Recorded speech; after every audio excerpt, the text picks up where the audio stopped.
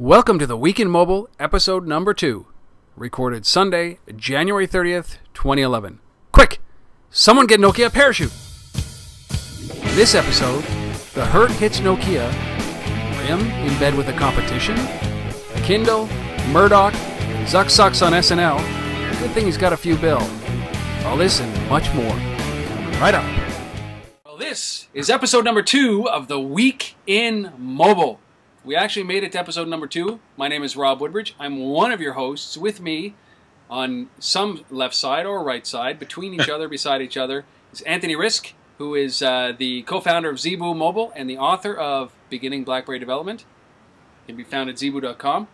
And to his other side, and my other side, depending on where we are, is one Jeff Bacon of the suavehog.com, aboutme.com/Jeff Bacon. He's an expert in the mobile space, and was recently with the heart and soul of Magmic Games. Guys, episode number 2 that almost never happened. Glad we got here. I am too, and I am not underwater, and you guys are. We have no sick kids, and Jeff, I'm not sure. You didn't have an excuse. You were just ready to go the whole time. I was sitting here waiting. I was not doing nothing all weekend, but sitting in front of my computer, tapping my fingers, waiting for this podcast to start. It's going to be a new movie. Instead of the 127 hours, it's going to be Jeff Bacon, 72 hours at his desktop, waiting for the podcast to begin. There we go. I really feel bad we didn't email Jeff when we were not going to start. Just like Exactly. Right? What I find amazing is you are actually wearing the same clothes that I saw you in the other day. Which is it could be a Steve Jobs wardrobe type thing. He just has one outfit. Well, or is it all this the is my podcast outfit. It's your podcast outfit. Well, I've changed a couple of times.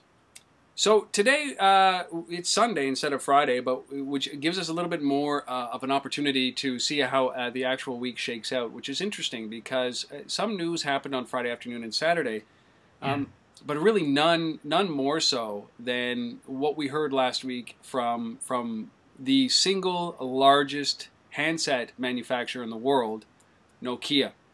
So let me just run through this very quickly because they ended the year 2009 with a 39% market share in smartphones. And at the end of Q2, that 39% market share hadn't changed. So by the end of June of 2010, it hadn't changed. Then what happened in the third and fourth quarter of 2010, something happened.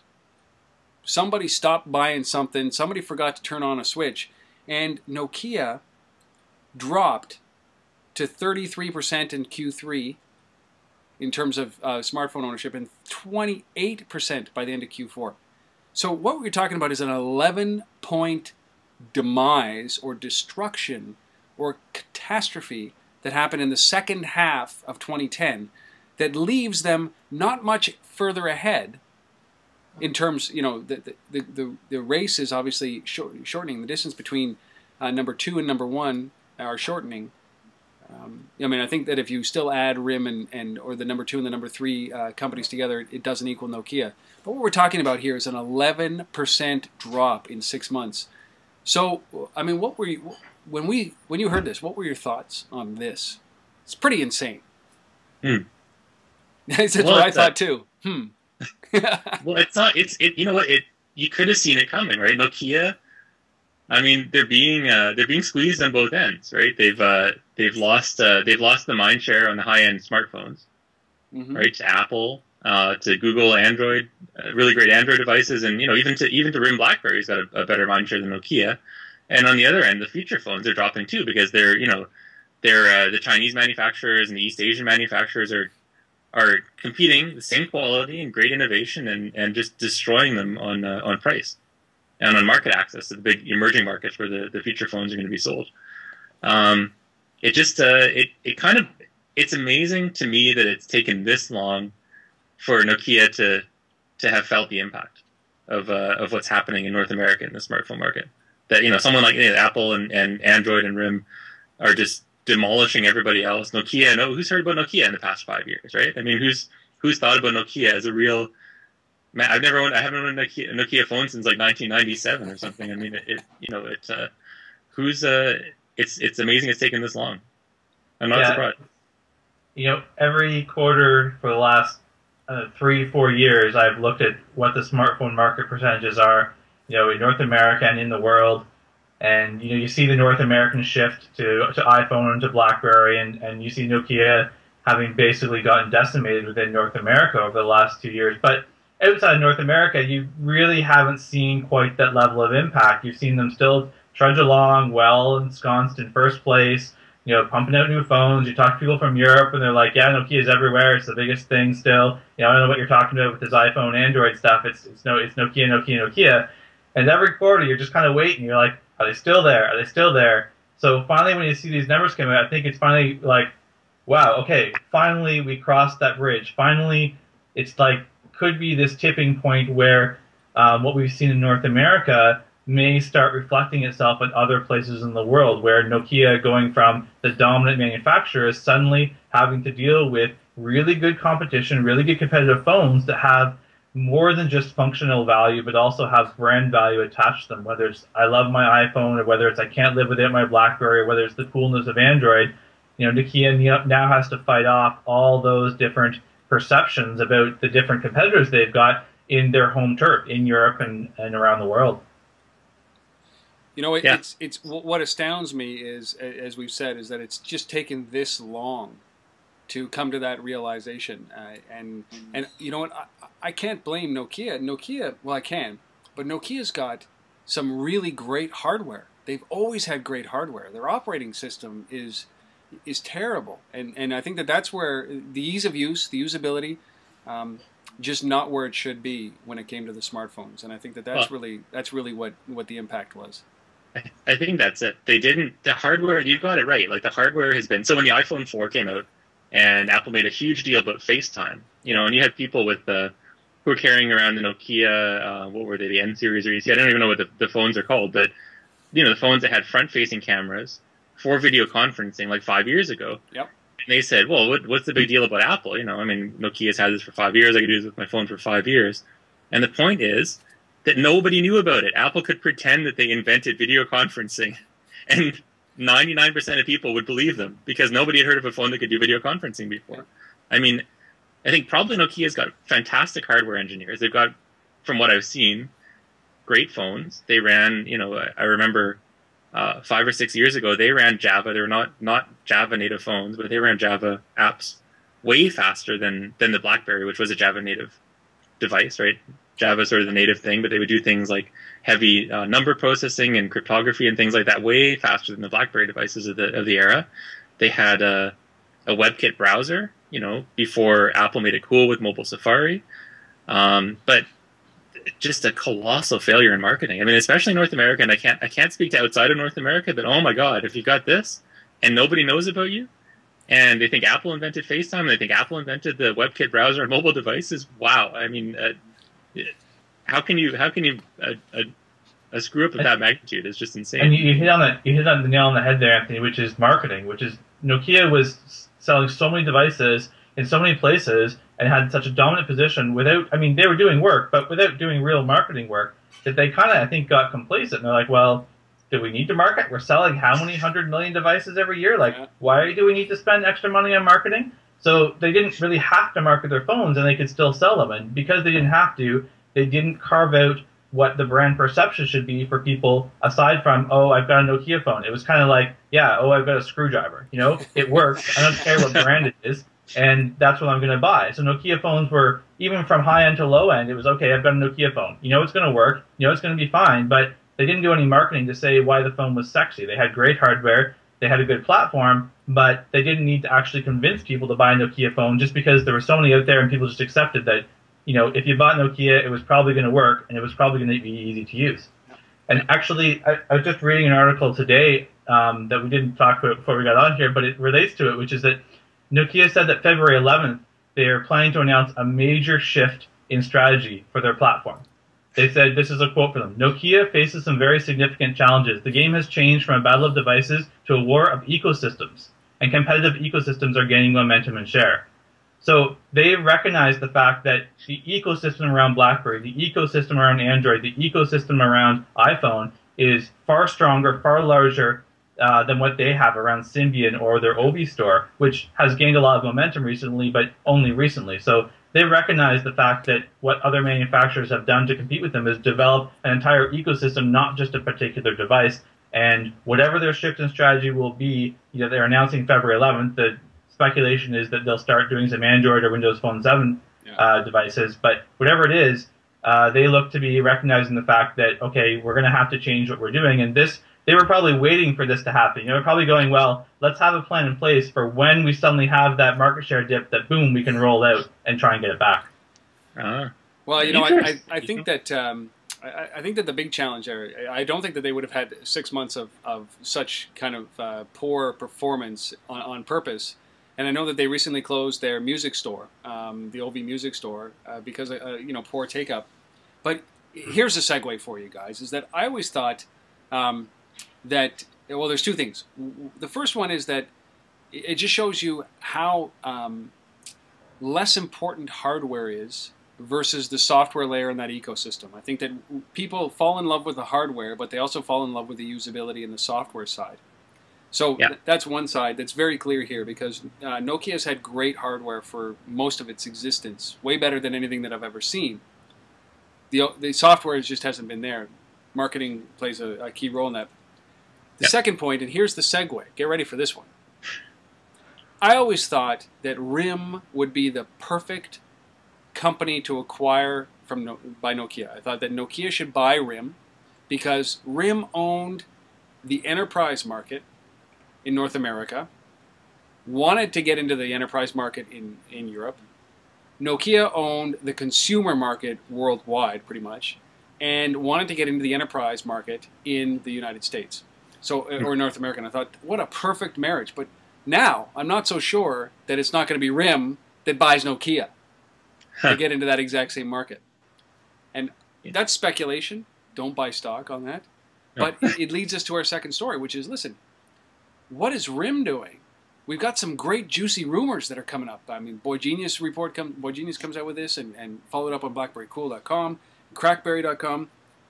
RIM Android running the softwares on the Blackberries here? What's going on? Somebody. I'll let Jeff rant about this one first. Okay. Well, yeah, it was a really interesting rumor when I read it first on BoyGenius and on BlackBerry Cool and got their take on it. And then presented, it kind of inspired me to just kind of sit down and start writing an article for my blog on Thursday or Friday, which normally I don't do. Normally I try and write on the weekends and publish on Monday, but it just kind of got my mind going and wondering where people were taking it. So the rumor is that RIM will switch their Java virtual machine that they're using on Blackberries to use the Dalvik virtual machine, which is what Google uses in Android.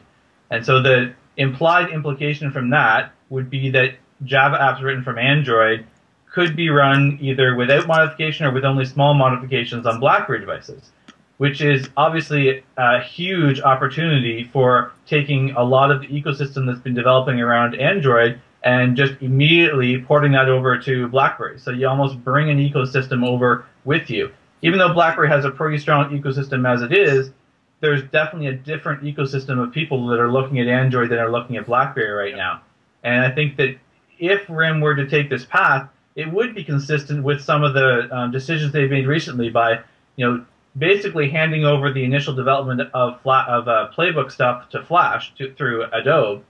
And that partnership, they've kind of given up control of some of the development environments for their platform. And so if they were to switch over to use the Dalvik VM and give up a little bit of the control over the virtual machine they're using for Java, it kind of follows with what their strategy has been so far for Playbook, which is basically expand the pool of developers that can develop for BlackBerry devices. Yeah. Well, yeah, hats off to RIM for what they've been doing. I don't know if it will succeed, but they recognize that there are severe limitations. People have been yelling at them for years, but severe limitations in their own homegrown OS. So they made some pretty bold moves. And QNX, Flash, and as an aside, it bothers me that Flash, the professional tools for Flash cost a minimum of like $700, and it's anyway. But yeah, like they're expanding, and Android is another step in that direction potentially. Like they're saying, okay, well we know what we have to do to make the platform succeed. We're gonna maybe abandon the not invented here syndrome. So Dun, dun, dun. they love their homegrown technology. Everybody loves the stuff that they do, but if it's going to make the company's got to succeed, and to make the company succeed, maybe we've got to reach outside and do something like embrace Android, embrace what might be the competition, and say people will still buy BlackBerry because the hardware, the keyboard at least, is great. We can put better processors and better screens in it. We can still it's fair, but I still love my BlackBerry keyboard. Yeah. We still have the BAS, we still have the secure infrastructure. We can build that in and have leave the app development, which is not our strong suit, to somebody else. It's something that's proven, and I think it's a fantastic strategy. Is this? Would you consider this a pivot for RIM? And on two counts, pivot because it's kind of a left turn. It's doing something that 2 years ago you would never have ever considered that RIM would have done, and the other side of it is that it's a pivotal move, if this is true. Because their moves, they bought QNX, they bought TAT, and those are all very good, strong moves. So is this a pivotal year for RIM? Is this the aggressive RIM that we should be seeing? I'm hoping. Well, I think yes, it is a pivotal year for RIM. Regardless of anything that moves they've made so far, this year was going to be a pivotal year for RIM. It's a year when you have kind of a three-horse race, which I think Android is inevitably going to win in terms of market share in North America. RIM is expanding worldwide, selling tons of devices outside of North America. Where is that going to go? What other device is going to look like in the second half of 2011, which is when RIM typically releases new devices more often? Yep.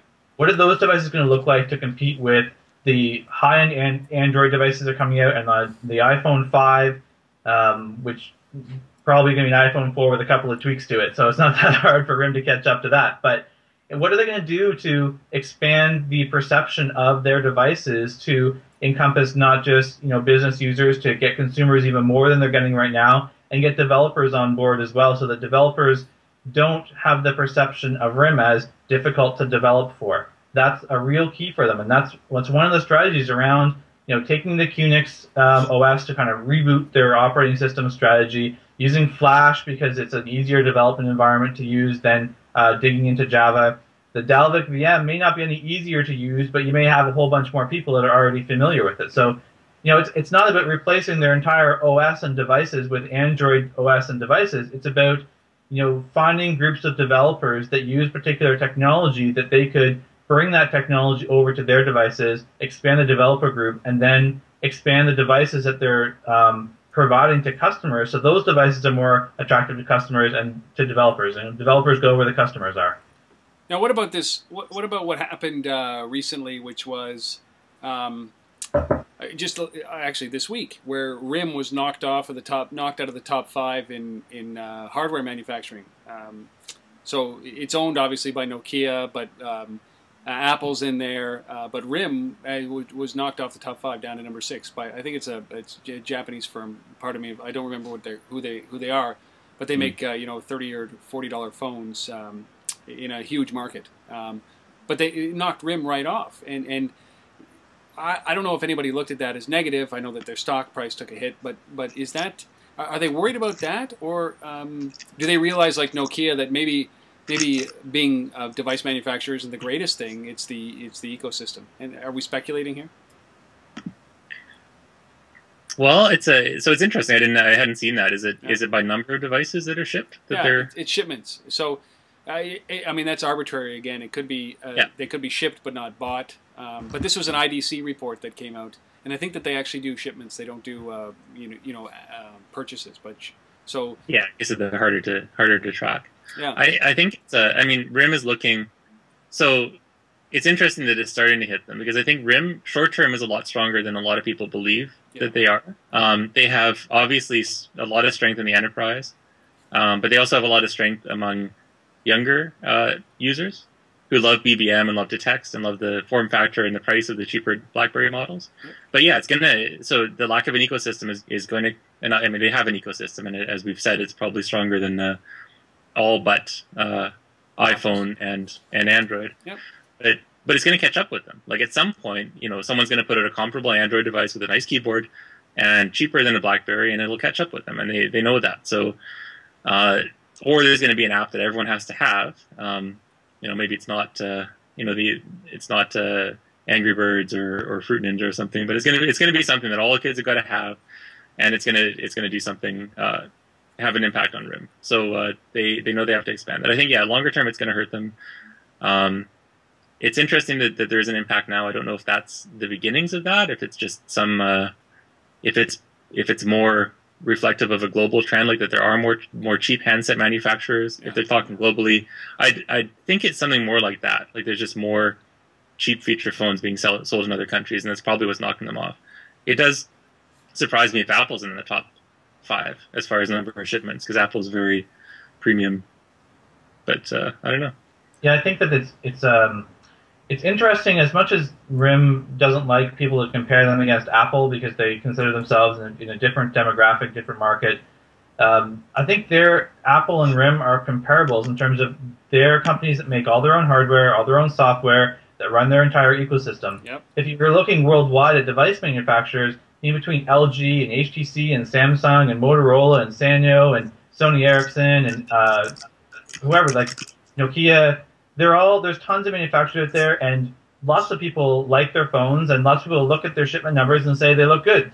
They can support that number of phones and be a successful company selling phones. So, the number 5 is kind of an arbitrary number that we use to sequence and say, okay, 5. It's a round number to look at rather than looking at 6 or 7 or 8. But did they drop to the top 5 by 100,000 devices? Did they drop to the top 5 by 0.1%, by 1%, by 10%? What's the spread like? What are their devices shipping like? What's their market share trending to? And even more than what's their market share trending to, because you can splice market share into smartphone or North America or European or all mobile handsets. You have to look at all those numbers together and decide whether or not they're still being successful or not. There are 8530, 8520 series of devices that are selling like ridiculous in Latin America and in places where cheaper cell phones are being sold. It's a huge success story for them because they're accessing that lower end of the market. So RIM is trying to compete in markets from free phones effectively, or $0 phones on cell phone plans, all the way through the high end of $500 phones, where Apple's only trying to compete in one market, the highest end phone that you can buy. But still, they're number 4, and ZTE, it's ZTE or ZTE, depending on what nation you are. It's a Chinese manufacturer, right? They're a Chinese firm, and they did. They're low end. But Apple is still 4th. But it's just an interesting thing, because as we go through these trends, you start to think, okay, you see a lot of the companies, and I don't think that anybody isn't scrambling. I think they all are. They're all trying to figure out what they've got to do. But I just hope there's a little bit. I know there's a little bit more fight in RIM, and I just hope they make the right decisions instead of making the decisions that they've made over the last number of years. I think on a last note on this, on the RIM story, is that I think they should just license the keyboard IP to device manufacturers. I think they make a crap load of money if they just did that. Well, they did. Yeah. Did they not, like 5 years ago, license it to Nokia and somebody else at one point? Yeah, but I'm talking about the fretboard. Remember the first bold, the fretboard? The frets. That was great. That was like, the design, the sleek design, but we've already spent 20 minutes on hardware, and I said that this isn't going to be a hardware show. So we're gonna move over to something that is intriguing. It's great because it's Sunday. We got to watch Zuck on SNL last night. We realized that he's a better CEO than he is an actor, and I think that's great. But the Facebook CTO, Facebook's going to focus on mobile. They think that 2011 is where they're going to focus on mobile. So is this a good thing for the mobile industry, or are we talking about somebody with 600 million users that is going to be aggressively going after them for everything, or is this a good thing for mobile? Bacon. Well, we'll start with bacon. We'll mix it up a bit. Let's start bacon. All right, let's go. If you look at the mobile ecosystem overall as a whole, it's never a bad thing for the mobile ecosystem to have somebody else come and join in and support mobile. Yep. There's no way that for the whole ecosystem overall that having somebody with 600 million users jumping into mobile and saying it's going to be focused is a bad thing overall for the industry. Will it be bad for some segments of the industry, for some players in the industry? Sure. You know, anytime you have a big company come in, they're going to try and dominate a space that some other little company is probably trying to work in right now.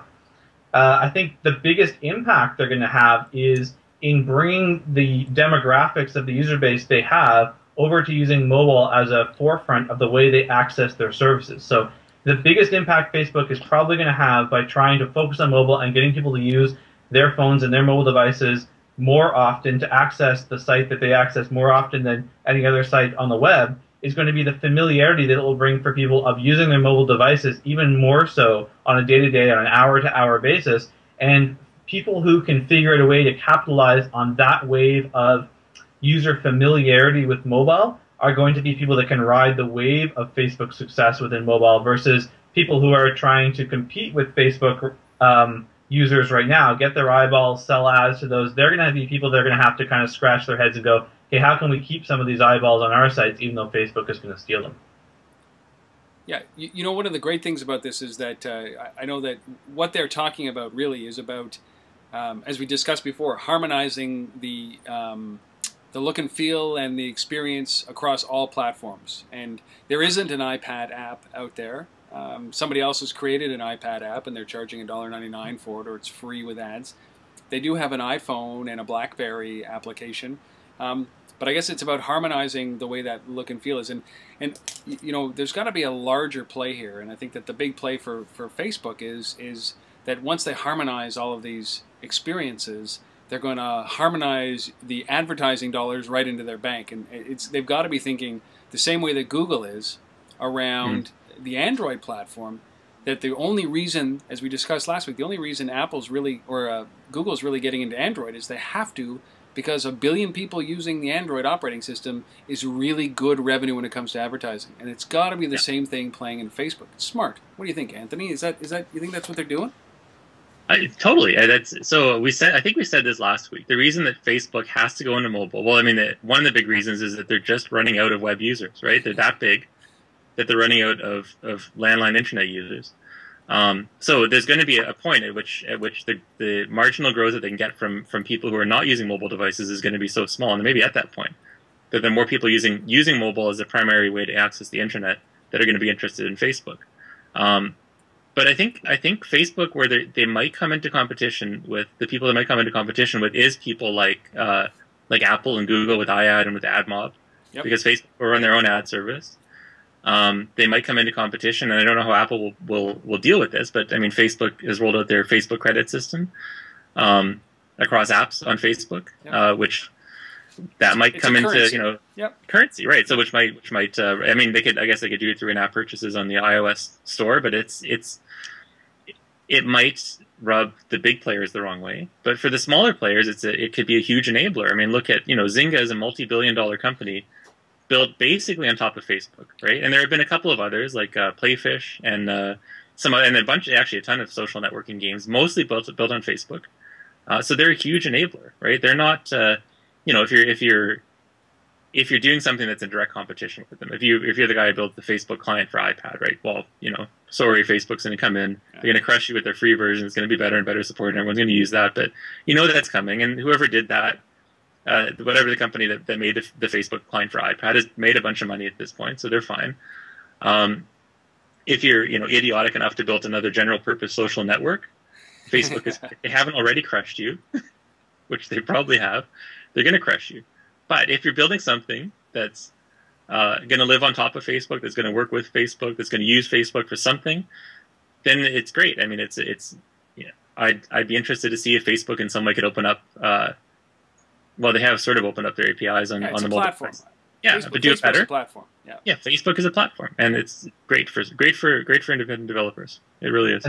And speaking of other social networks that they're competing with, there really isn't any in North America really that we would consider big Facebook competitors. They pretty much own the North American market. But when you look at the Western Asian markets in China and in Japan and Korea and some of those markets, there are definitely social networks over there that are far bigger than Facebook has a presence in those markets. And I think Facebook looks at how those people in those markets use mobile devices in their daily lives as a core component of everything they do, even more so and far more so than North Americans do, and even more so than Europeans do, and go, well, if we want to compete, if we want to access those markets, we need to go where the people are, and in those markets, the people are all on mobile. Yeah. Well, you know, it's funny. I think that we just combined the last two stories by saying that, you know, Facebook. There's always been these long-standing rumors that they're going to make a Facebook phone, which is an affordable, a cheap phone that only connects to Facebook. And yes, they are. No, they're not. Yes, they are. I mean, it's all speculation. You know, and I just thought that here we have the 5th largest manufacturer of cell phones, cheap cell phones, called ZTE, in China, and the rumors are that Facebook is trying to buy a social network in China. So here's the perfect combination. ZTE, Facebook, and that social network in China. You've got the platform to deploy, you've got the users on the Chinese version of Facebook, and Facebook's launched their phone in the mobile space. It's like, you heard it here first. This is the perfect circle here. So yeah. it is a good thing, obviously, that Facebook's getting into this. I feel bad for a lot of the services that are out there, but you know, with disruption like Facebook does, so does innovation. So must come innovation, and enough with the Me Too companies that are out there. Let's start to innovate. To Anthony's point, let's not just try to build another Facebook. Let's build something that actually leverages all of that stuff.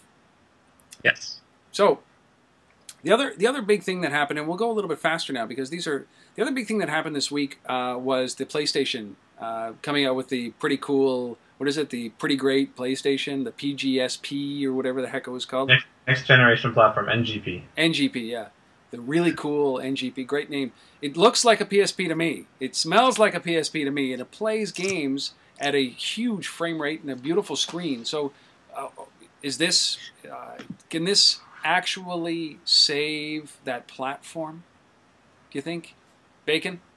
Well, I mean, define save the platform. They've sold over 65.5 million PlayStation Portable devices so far. So it's not like they're really failed that much. Yes, the DS, their main competitor, sold more. Yes, the iPhone has sold more. But they've sold a ton of PSP devices. And if they're looking at the next generation platform, they're saying, okay, we sold 65.8 million of them, and we had a platform that, you know, didn't quite hit everywhere. It was really, really popular in Japan, but didn't quite hit the mark elsewhere. If we can fix some of those problems with the next version of the PlayStation portable platform, and in concert with that, bring our PlayStation brand to more users via the PlayStation Suite for Android, then Bingo. I think that they're going to have a device that will be more visible in front of more people, with the PlayStation brand being resuscitated a little bit from some of the heat that it's taken in the media and from some users as being pigeonholed as, you know, an exclusive high-end elite gamer brand.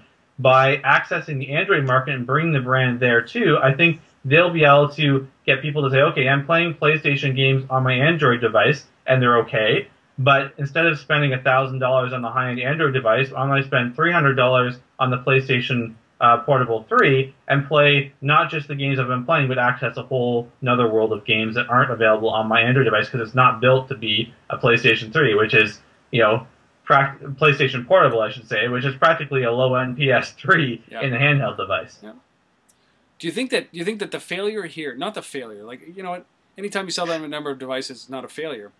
But do you think that the challenge here is to convince somebody that, you know, I have a 60-inch screen at home and a PS3 at home, that I really don't need that experience when I'm carrying it on a small screen, small device like the next generation PSP? Do you think that maybe that's the reason why people have kind of gone over to casual gaming?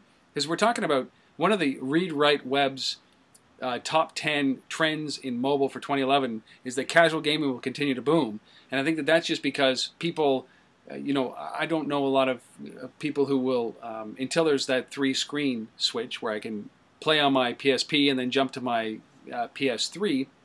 I don't know a lot of people who are into the immersive games and use the PSP as the primary gaming device. Am I wrong? Well, I mean, I don't know a lot of PSP users because they don't sell that many PSPs in North America. So it's kind of a chicken and the egg scenario there. But, you know, casual gaming, they say, is going to still be a major trend just because of the demographics that casual gaming appeals to. So, you know, casual gaming appeals to a much wider demographic than some of the hardcore gaming in which people really want to spend money on powerful devices with high resolutions and high frame rates because it makes their gaming experience a lot better. Need for Speed frankly sucks on an iPhone. And it's not because the graphics are horrible, although they're only okay. It's because when I'm running a driving game, when I'm playing a driving game, I need the controls for a controller. I need to be able to have some fine-tuned control. I'm a driver. I like driving racing games, or driving racing games. I guess that makes sense. I don't like doing it on my iPhone, and there's a reason for that. They're not built for that platform. They're built for casual games. And so the PSP3 or PSP2, I guess, will have a market still because there isn't an existing handheld that has that performance, that has that power, and appeals to that core gamer demographic, which is kind of an old term now for that high-end gaming demographic. But there's still a lot of people that want to play those games, as evidenced by the volume of home consoles that are sold that are not the Wii. Yes, there are casual players, some on the PS3. Yes, there are some on the Xbox 360. But the reality is those platforms made their large install base on the back of users who wanted to play high-end games. And having a portable experience in your hand for that is going to appeal to a lot of people. Will it appeal to 100 million people over the next 4 years? Maybe not. But they did 65.5 before. If they do 70 or 80 in their next generation, they'll sell a little bit more, and they'll probably have enough of an install base to have people make money and therefore make products for it. What I think here is... what I got out of here is I love what they're doing with Android. They're porting some of their games over to Android so that Android users can actually play their games on the Android devices, because I think that this is really where a lot of companies are seeing great strategy. We're going to switch over to the Kindle here for a second, because look what the Kindle did. Inadvertently, the iPad became the most open e-book platform on the planet because of the way that they build apps, right? So. And that has greatly benefited somebody like Amazon. I don't know why, but the emphasis on Amazon. Amazon really did benefit because of the app economy, simply because they built apps across every platform. And now all of a sudden, for the first time ever in the history of books, the ebook is now outselling the paperback. It is the #1 selling book type on Amazon right now.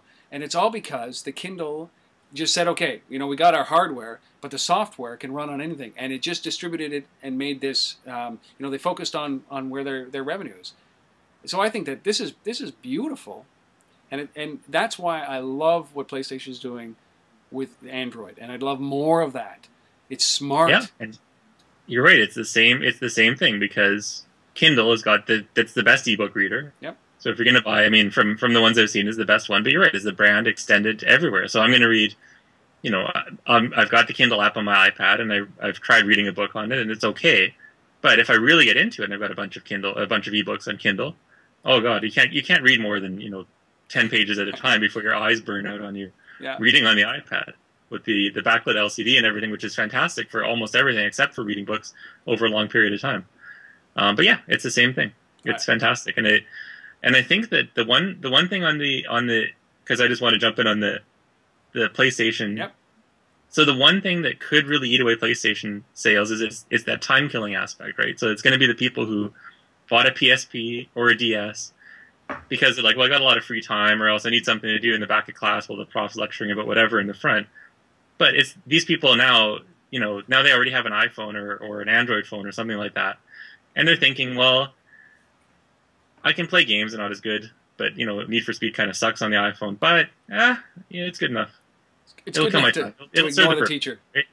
It's the time killing thing. I think there's certainly a segment that I think is going to be eaten away by smartphone users, because it serves more or less the same purpose. It's time killing, and it's something you couldn't do before. And if you've already got a smartphone, I got to spend another $300. Well, I'll just spend $5 on a crappy game for Android or iPhone. Doodle jump. it's like Angry Birds. Angry Birds, or the one that you showed me a while ago, Anthony. That glob. World of Goo. Oh my god. World of Goo. Yeah. Don't get Anthony starting on We're gonna lose him in a second because he's now got to go play. Just hang on. Yeah. World of Goo. World of Goo, the most gorgeous game ever. Oh, everyone should buy it for iPad. World of Goo. I have it on my Wii, I think. Yeah. Well, that's where it started, right? It was a console game and then moved down. It's PC and Mac and everything too. Yeah. So we have to mention it here, although it's pretty painful, because the daily iPad newspaper from Murdoch this is one of those things that is supposed to be announced this week, and it's an iPad only subscription based newspaper that apparently they have 100 reporters working for this. And I mean, what do you think of this thing? Do you think that this can work? I mean, I have every single news app on my iPad today. From the New York Times to the Financial Post to our local Ottawa Citizen. I use Flipboard, to stay in touch on Twitter and Facebook. I've also got Pulse News. I'm just pulling up my list. I got Wired. I've got the Wall Street Journal, Huffington Post, The Economist, Zinio for magazines, The Score. Where does this play, man? Like this seems a little crazy. And would you spend? I think it's $1.99 a week to subscribe. That's the thing. Like right now, if I look at my browsing habits right now, I don't, even on the web, putting aside the smartphone and mobile, I don't go to any newspapers' websites ever, right? I don't go to NewYorkTimes.com unless I'm linked there from an article, or GlobalMail.com or CNN.com or anything like that. Everything's through, like you said, through aggregated through Google Reader, through an RSS reader, via Twitter, or via Facebook. And I just get directed, and stuff kind of gets, I've over time, my feeds have evolved to the point where there's stuff I'm interested in. Yep. Flipboard for iPad is fantastic for that. I wasn't a huge fan to start with, but I do spend a lot of time with Flipboard. But I don't know, unless it's like a general, it really depends what form it takes. Because the other thing is that I have to say that one of my favorite, most used iPad apps is The Economist for iPad, which is really simple, really straightforward, but I think they did a fantastic job because I subscribe to The Economist. You get all your subscriptions. They already had a great digital back end, so you just signed in, you get everything on the web anyway, all their back issues and everything for 15 years. But you get the same thing on the iPad. Well, not all the back issues, but you get all the issues delivered on the iPad way sooner than you do in the mail. The reading experience is fantastic. Everything's good, but I already subscribed to that, so I don't know. I mean, would I subscribe to something on just on the iPad? I'm not sure. I've thought Economist, I could actually see myself just iPad physical subscription and just going with the iPad subscription. But then maybe it's because I've subscribed to the magazine. Maybe I felt like I've gotten value. And maybe if I just was, someone trying to convince me that I was to pay money weekly for an iPad only magazine, I don't know. It's a hard call to make. It's one of those where I get creating a digital only newspaper. I mean, that's what news websites that do news are, right? They're digital only newspapers. You just take a different form. But why would you make it iPad only and restrict yourself to such a relatively small market? Like, why not make it an all tablet or a PC as well? Like, why say only the iPad? Like, it just doesn't make sense to say, oh, I'm going to make news that only people who have iPads are going to be interested in reading. Because if you think that no, other people will be interested in reading it, then you should put it there so they can spend money on your product. And if you think you're only going to produce news that iPad users are going to read, well, I mean, the iPad demographic is fairly broad. It's not like it's this core, everybody is techie, or everybody is between 40 and 50, or everybody is male, or it's such a broad demographic that you just can't say, well, I'm making a newspaper that people are going to spend $2 a week on, and it'll be their news. It's exactly what they want to read. It's just, I don't think you can do that. Well, what's interesting, though, is that some of the rumors that are floating around, obviously, about the delay in Murdoch, in News Corp's release of this, is the fact that Apple has been trying to figure out a way to generate revenue through subscriptions. So take your Economist, for example. They give it away if you have if you subscribe, you pay a little bit more, like whatever, $20 more, and you get the print and the digital version. But basically, you're buying the print and they're giving away the digital version for free, the iPad for free. So Apple's not making a dime off of that. You download the app and you download the episode or the magazine. So they've been trying to figure out a way to monetize that, to generate some revenue from subscriptions. And I think that's what they're also going to announce when Murdoch takes the stage this week. And so you're looking at maybe Apple now dipping into that, taking their 30% from subscriptions as well, which is absolutely that's an incredible revenue opportunity for Apple. It's going to piss everybody off in the publishing industry, but yeah, I think yeah, but no. Okay, one at a time. Everybody likes this topic. Go ahead. They already kind of announced the change, that they basically started rejecting apps that weren't using Apple's subscription API. They said June 30th, 2011 is the cutoff date, and after that, when you're doing subscriptions on Apple platforms, you're going to have to use their subscription backend so they can take their 30% cut. So they've been giving.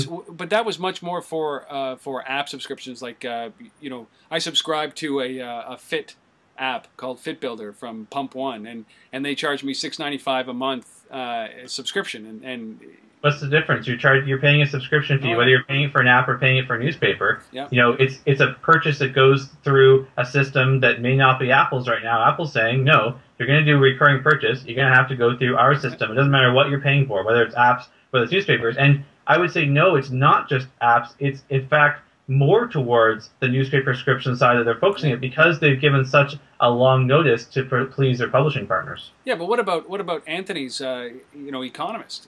It's free. It's a free app that sucks content down, right? So there's talk about how Anthony would be charged for that. Somehow there'd be a kickback to Apple through the App Store as a result of that.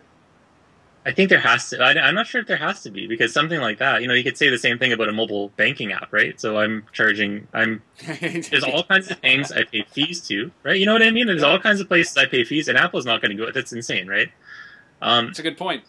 I think it's I don't think it's about Apple getting. So I think that they do want people to use their subscription payment system. I don't think it's about them caring about the revenue.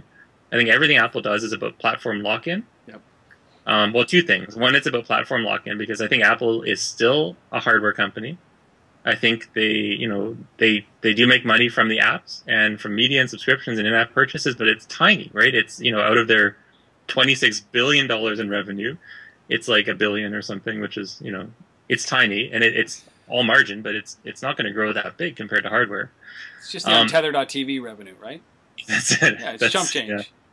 That's exactly That's still 4% of their revenue. Yeah, it's pretty. Well, big. It's pretty big. I just threw it $1 billion. I'm not even sure if it's that much. But is that even But to bring this whole thing full circle, is that what you've got is what you're talking about is the guts of what keeps people an Apple user in that ecosystem that we were talking about earlier on from Nokia and RIM. Is that the reason why they can do $26 billion in revenue is because they have a great ecosystem. They have iTunes for music, they have App Store for apps, they have the distribution mechanisms for the iPhone and the iPad, and their desktop App Store. So all of those things combined, they might be $1 billion or $2 billion in revenue for the App Store or for subscriptions and app buys, but those contribute insane amounts of value in that $26 billion revenue base, right? So without that, they're not Apple at $26 billion. That's it. They're just they're a company that's extremely good at selling hardware. Yep. That's what Apple is, and you have to think of. But I think there's a second thing, which is there's an unbelievable ego at the heart of Apple. Yes. So Apple, they're thinking, okay, well now this is going to go on a weird tangent, but just a warning. They said Steve Jobs is thinking, okay, I invented the personal computer, right? Yep. And because I invented the personal computer, that's what ultimately enabled, the whole internet, the web, right? Yeah. So basically, because of me, the web was invented. Okay, now bear with me. So he's seen the web going in a certain direction. Everyone will dispute that. If there's a single person watching this who does not dispute this fact, anyway.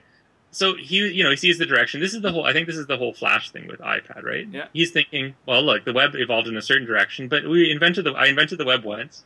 I can invent it again. It's going to be the way I say it's supposed to be. And now he's probably thinking the same thing about magazine subscriptions. He's like, you know what? Magazine newspaper subscriptions and software. Yep. I could do that better.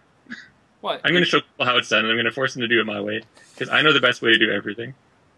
And that's what this is all about. It's about Steve Jobs' insane ego, but I can't prove this. I mean, hey, this is just speculation. It's just wild speculation. Throw this but it's him wanting to control everything and make everyone do everything his way.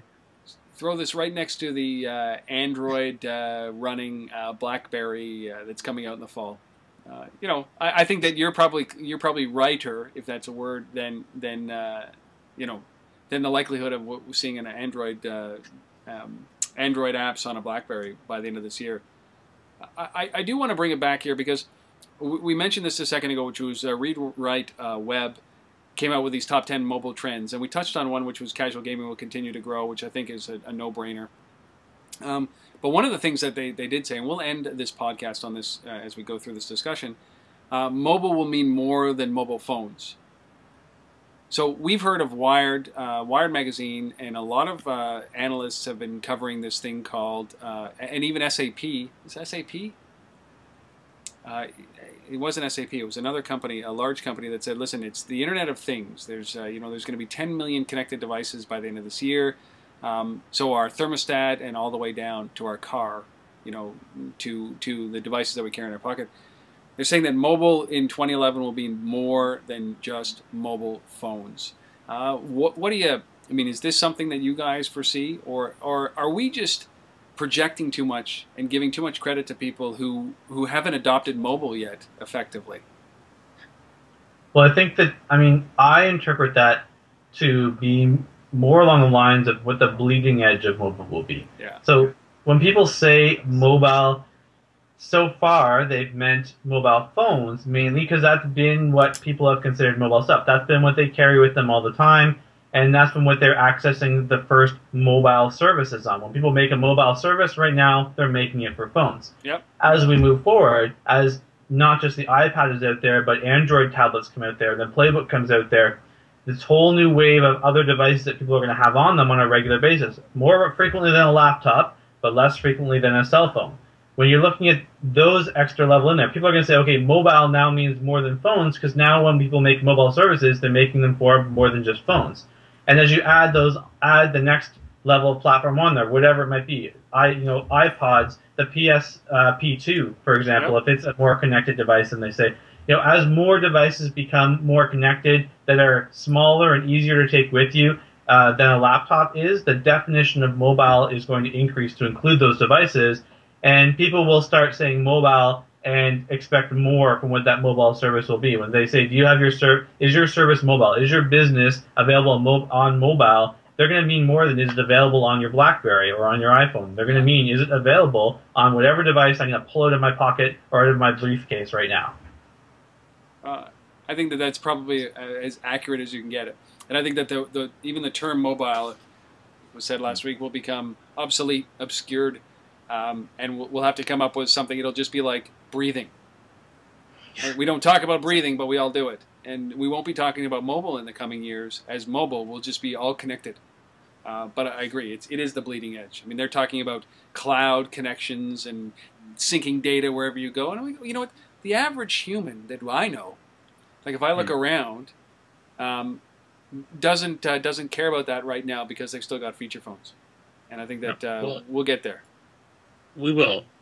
Part of it's the analysts that like to take things to an absurd extreme. Yep. To show how smart they are, like us. That's right. You remember the late '90s with the internet everywhere, and you saw these grotesque, idiotic things like a TV with like an LCD panel in the front where you could browse the web, or sorry, not a TV, but a refrigerator. Yep. With an LCD panel where you could browse the web in the front, right? Or a TV with a keyboard. Or a TV with a keyboard. Yeah. So it's just you can't take them to. I totally agree with Jeff. I think what Jeff says completely makes sense. I think that's where it's going to be. And I agree, Rob, mobile is not really the right term, but everyone uses it because it's hot right now. That's the term you use, mobile. And I use it too. And I love the word until it's no longer on vogue. Well, look, guys, we killed another one. If you can believe it, we actually were able to connect, actually get together, and do this for episode number 2. Next week, we'll try it again. We'll start maybe on Thursday and work our way to Sunday again and finally do it at Sunday just before midnight. How does that sound? Awesome. So, Anthony, where can we find you? Obviously, zebu.com.